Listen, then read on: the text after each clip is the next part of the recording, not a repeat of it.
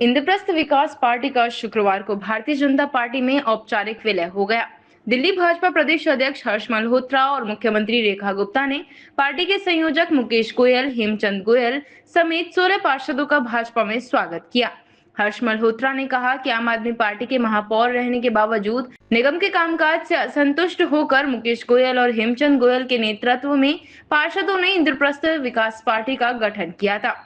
उन्होंने कहा कि अब दिल्ली नगर निगम में भाजपा का महापौर है और दिल्ली में भाजपा की सरकार बनने के बाद निगम के कामकाज में सुधार हुआ है। मुख्यमंत्री निधि से प्रत्येक पार्षद को अपने अपने वार्ड में विकास कार्यों के लिए 1-1 करोड़ रुपए आवंटित किए गए हैं। मल्होत्रा ने कहा कि प्रधानमंत्री नरेंद्र मोदी और मुख्यमंत्री रेखा गुप्ता की नीतियों से प्रभावित होकर मुकेश गोयल ने अपनी पार्टी का भाजपा में विलय करने का फैसला किया है। उन्होंने सभी पार्षदों का पार्टी में स्वागत किया। मुख्यमंत्री रेखा गुप्ता ने कहा कि दिल्ली का विकास सरकार की सर्वोच्च प्राथमिकता है। केंद्र सरकार के साथ ही दिल्ली और नगर निगम में भाजपा का शासन होने से राजधानी के विकास के लिए यह सबसे उपयुक्त समय है। उन्होंने कहा कि इंद्रप्रस्थ विकास पार्टी ने दिल्ली के विकास में योगदान देने के उद्देश्य से भाजपा में विलय का निर्णय लिया है।